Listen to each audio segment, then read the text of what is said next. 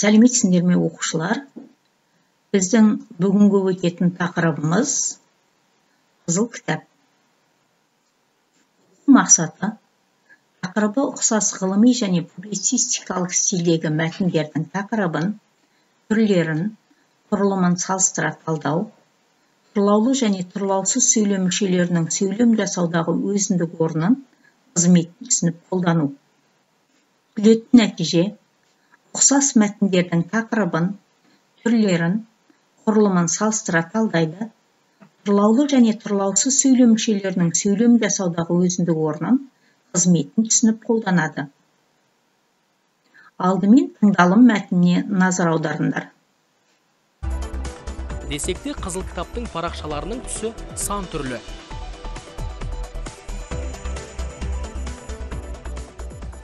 Мысалы, қара түсті жер бетінен жойылып кеткен жануарлар мен өсімдік түрлерінің тізімі бар.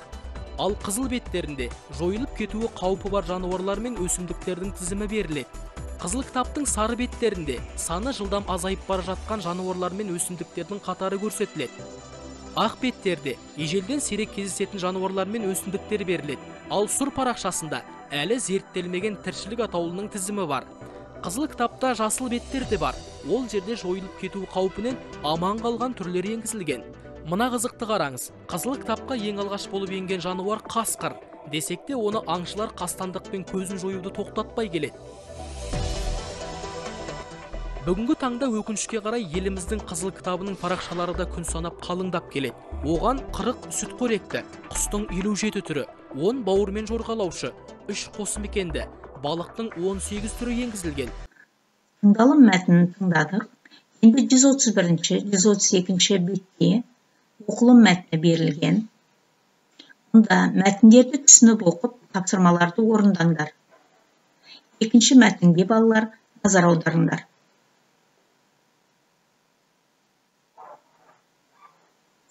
Енді тыңдалым және оқылым мәтінін салыстырайық. Тыңдалым және оқылым мәтінін тақырыбы бойынша салыстырсақ, екеуінің де көтеріп отырған мәселесі бір-біріне ұқсас. Жануарлар мен өсімдіктерді қорғау кітабы, яғни қызыл кітап жайлы. Мәтіннің түрлерін салыстырсақ, тыңдалым мәтіні әңгімелеу оқиғаны ретімен баяндайды.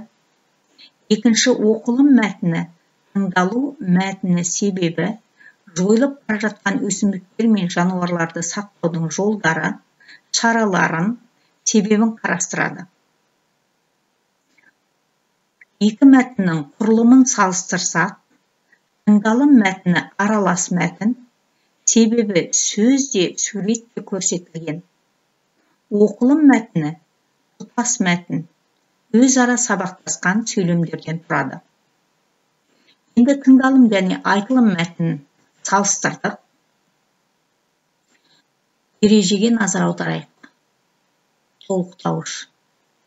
Толықтауыш деп баяндауыш білдіретін амал әрекетті, іс оқиғаны, затты мағына жағынан толықтыру үшін жұмсалатын тұрлаусыз мүшені айтамыз.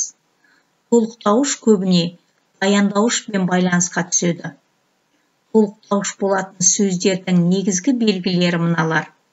Бірінші, толықтауыш атау мен іліктен басқа септіктерде тұрып, затты нұсқайды. Кейде толық мағыналы сөздерден кейін туралы, жөнінде, жайында деген септеулік шылаулардың тіркесіп, түрлену арқылы жасалынады. Екінші, толықтауыш болатын сөз затты мағынаны білдіреді. Үшінші, сұрақтары кімге, неге, кімді, нені, кімде, неде, кімнен, неден, кіммен, немен. Төртінші, байланысу түрі, меңгеру. Толықтауыш болатын сөз таптары. Зат есім, есімдік, сын есім, сан есім, етістік. Міне осы сөз таптарынан толықтауыш жасалынады екен. Енді сөйлемге талдау жасайық. Абай біресе қабақ шытып, біресе күрсініп, тымағын қолын алды. Абай қайтты, Абай алды. Алды баяндауыш. Кім алды? Абай алды. Абай бастауыш. Қайда алды? Қолына алды. Қолына пысықтауыш. Нені алды? Тымағын алды. Тымағын толықтауыш. Қалай алды? Біресе қабақ шытып, біресе күрсініп алды. Біресе қабақ шытып, біресе күрсініп, бірыңғай пысықтауыш. Енді алды баяндауыш, дара баяндауыш, етістікке жедел өткен шақтың жұрнағы жалғану арқылы жасалынып тұр. Абай бастауыш, дара бастауыш, зат есім атау септігінде тұр. Тымағын толықтауыш, дара толықтауыш, зат есімінен жасалынған. Тымақ, тымағы тәуелдік жалғауы, табыс септігінің жалғауы. Қолына пысықтауыш, түбірі қол, зат есім, тәуелдік жалғауы, барыс септігінің жалғауы. Біресе қабақ шытып, біресе күрсініп, бірыңғай пысықтауыш. Қабақ шытып, күрделі пысықтауыш, етістікті сөз тіркесі, көсемше жұрнақ арқылы жасалынған. Күрсініп, дара, етістік, күрсін, көсемшенің жұрнағы жалғанған екен. Енді абай біресе қабақ шытып, біресе күрсініп, тымағын қолына алды. Сөздердің байланысу түрлеріне талдайық. Абай алды, қиса байланысып тұр. Бастауыш пен баяндауыш үшінші жақ арқылы байланысқан. Сөйлем. Екінші, бұл сөйлемде 4 сөз тіркесі бар. Қолына алды, меңгеру, барыс септігі арқылы байланысқан. Тымағын алды, меңгеру, табыс септігі арқылы байланысқан. Қабағын шытып, меңгеру, табыс септігі арқылы байланысып тұр екен. Кері байланыстың тапсырмасы 6-шы тапсырма 134-ші бет. Жануарларға, жәндіктерге, құстар мен өсімдіктерге қатысты 10 мақал мәтел жазып, жаттап алыңдар. Толықтауыштардың жасалу жолын анықтаңдар. Яғни толықтауыш қалай жасалынады? Біз бұны өтіп кеттіміз. Толықтауыш қалай жасалынады деген кезде, толықтауыш сөз таптары зат есім, есімдік, сын есім, сан есім, етістіктен жасалынады дегенбіз. Және олардың жасалу жолдары бар.